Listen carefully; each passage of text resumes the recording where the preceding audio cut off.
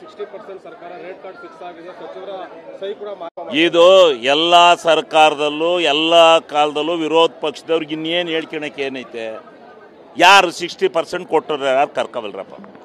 60% ಯಾರಿಗೆ ಕೊಟ್ಟಾರೆ, ಯಾರು ತಗೊಂಡಾರೆ, ಯಾರು ಕೊಟ್ಟಿರೋರು ಯಾರು? ನಾನು ಕೊಟ್ಟಿದ್ದೀನಿ 60% ಇರ್ತದ್ರಿ, ನಾನು ಕೊಟ್ಟಿದ್ದೀನಪ್ಪ ಅಂತೇಳಿ ಹೇಳೋರು ಬರಬೇಕಲ್ಲ ದಾತಿಕರು.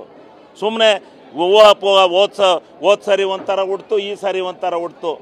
ಏನು ಇವತ್ತೇನಾದರೂ ಗುತ್ತಿಗೆದಾರರ ಹಣಕಾಸಿಗೆ ತೊಂದರೆ ಆಗಿದ್ದರೆ ಅದಕ್ಕೆ ಮೂಲ ಕಾರಣ ಇಂದಿನ BJP ಸರ್ಕಾರ 1 ಲಕ್ಷ ಕೋಟಿಗೂ ಅಧಿಕವಾಗಿ ಕ್ರಿಯಾ ಯೋಜನೆಗಳನ್ನು ಬಿಟ್ಟೋಯ್ತು.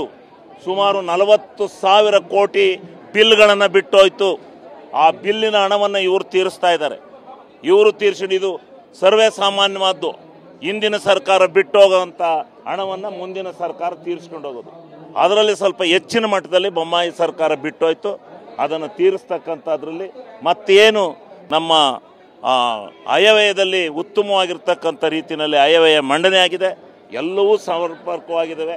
MLAಗಳು ಯಾವುದೋ ಸಣ್ಣ ಪುಟ್ಟ ಕೆಲಸ ಆಗಲಿಲ್ಲ ಅಂತೇಳಿ ಮಾತಾಡಿರ್ಬೋದು, ಆದರೆ ಎಲ್ಲವೂ ಚೆನ್ನಾಗಿ ನಡೀತಾ ಇದೆ. ಯಾವುದೇ ಹಣಕಾಸಿನ ತೊಂದರೆ ಇಲ್ಲ. ಹಣಕಾಸು ಸುಭದ್ರವಾಗಿ ನಡೀತಾ ಇದೆ. ಇವರು ಸುಮ್ಮನೆ ಇನ್ನೇನು ಹೇಳೋಕ್ಕಿಲ್ವಲ್ಲ. ಯಾವ್ದಕ್ಕಾರ ಸತ್ರು ಸಾಕು ಅದನ್ನು ರಾಜಕೀಯವಾಗಿ ಎಳಿತಾರೆ, ಯಾವ್ದಕ್ಕಾರ ಒಂದು ದುಡ್ಡು ಇಲ್ಲದೆ ಇದ್ರೂ ಸಾಕು ಅದನ್ನು ರಾಜಕೀಯಕ್ಕೆ ಎಳಿತಾರೆ. ಇನ್ನೇನು ಮಾಡ್ತಾ ಇದ್ದಾರೆ ಇವರು ಕೇಂದ್ರ ಸರ್ಕಾರ ಹೆಂಗೆ ನಾರ್ತಾ ಐತೆ ಅನ್ನೋದ್ರ ಮೊದಲು ನೋಡ್ಕೊಳಕ್ಕೆ ಹೇಳಿ. ಸುಮ್ಮನೆ ಬಂದುಬಿಟ್ಟು ಅದು ಬಿಟ್ಬಿಟ್ಟು ಇಲ್ಲಿ ದಿವಸ ಕೂತ್ಕೊಂಡು ರಾಜ್ಯ ಸರ್ಕಾರದ ಮೇಲೆ ಬೇಡ ಇವೆರಡು ಕೆಲಸ ಮಾಡ್ಸಕ್ಕೆ ಹೇಳಿ. ಎಷ್ಟು ಯಾವ ಮಹತ್ವಪೂರ್ಣವಾದಂಥ ನಿರ್ಣಯ ಆಗಿತ್ತು ಈ ದೇಶದ ಹಣಕಾಸಿನ ವ್ಯವಸ್ಥೆಯಲ್ಲಿ. ಹಣಕಾಸು ಆಯೋಗ ರಚನೆ ಮಾಡಿದರು. ಅದರ ಬದ್ಧತೆಯನ್ನು ಆಚರಣೆ ಮಾಡ್ತಕ್ಕಂಥ ನಿಟ್ಟಿನಲ್ಲಿ ಇವತ್ತು ಕೇಂದ್ರ ಸರ್ಕಾರ ಏನು ಮಲತಾಯಿ ಧೋರಣೆ ಮಾಡ್ತಾ ಇದೆ, ಅದನ್ನು ನಿಜವಾಗ್ಲೂ ಇವರಿಗೆ ಬದ್ಧತೆ ಇದ್ದರೆ, ಇಡೀ ಸಮಗ್ರ ಭಾರತ ಆಗಬೇಕು ಅಂತ ಇದ್ದರೆ ಭಾರತ ಒಂದೇ ಅಂತಕ್ಕಂಥ ಭಾವನೆ ಏನಾರು ಇದ್ದರೆ ರಾಜಕಾರಣವನ್ನು ಬಿಟ್ಟು ಯಾವ್ಯಾವ ರಾಷ್ಟ್ರದಲ್ಲಿ ಯಾವ್ಯಾವ ರಾಜ್ಯದಲ್ಲಿ ಏನೇನು ಸಮಸ್ಯೆ ಇದೆ ಅದ್ರ ಕಡೆ ಮೊದಲು ಗಮನ ಹರಿಸಕ್ಕೆ ಹೇಳಿ.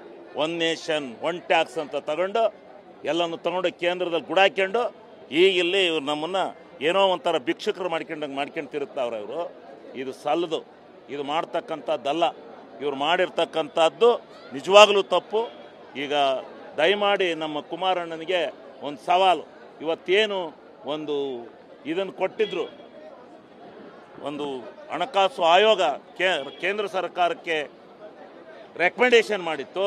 ಆ ಹಣನ ಮೊದಲು ಬಿಡುಗಡೆ ಮಾಡಿಸ್ತಕ್ಕಂಥದ್ದಕ್ಕೆ ಅವ್ರಿಗೆ ಹೇಳಿ, ಆಮೇಲೆ ಕಾಂಗ್ರೆಸ್ನವರು ತಂದರು 15ನೇ ಹಣಕಾಸು, ಯಾರ್ಯಾರು ತಂದರೋ 15ನೇ ಹಣಕಾಸಿನಿಂದ ಏನು ಆಗಿರೋದ್ರಿಂದ ಏನು ತಪ್ಪಾಗಿದೆ, ಏನು ನಷ್ಟ ಆಗಿದೆ, ಒಳ್ಳೆಯದೇನಾಗಿದೆ ಅಂತಕ್ಕಂಥದ್ದನ್ನು ಡಿಬೇಟ್ ಮಾಡೋಣ, ಚರ್ಚೆಗೆ ಬರಲಿ.